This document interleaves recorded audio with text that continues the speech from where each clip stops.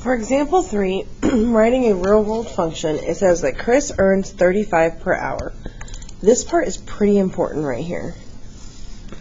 Using P for his pay and H for the hours he works, what function rule represents the situation? So when we have 35 per hour, we could think of that as 35 times H. Okay, and normally we would say that that would equal the pay. But because it says writing a function rule, we're using the idea of f of x.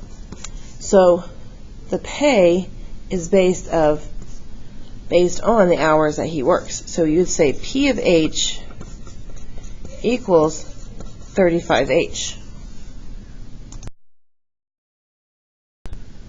Then for part B, it says how much money will Chris earn if he works 6 hours? I take the 6 and I plug it into H.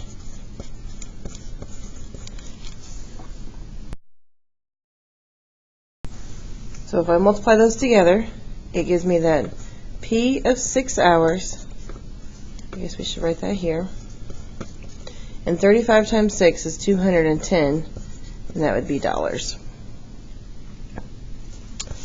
In example 4, we have two types of problems here. First one, that we are solving for f of x. It says, what is the value of the function f of x equal 4 times x when x is 0.72? So I say, okay, the function at 0.72 would equal 4 times 0.72.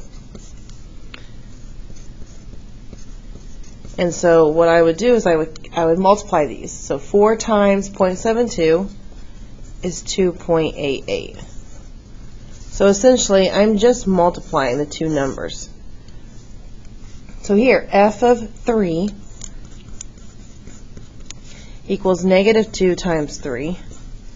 And so f of 3 is negative 6.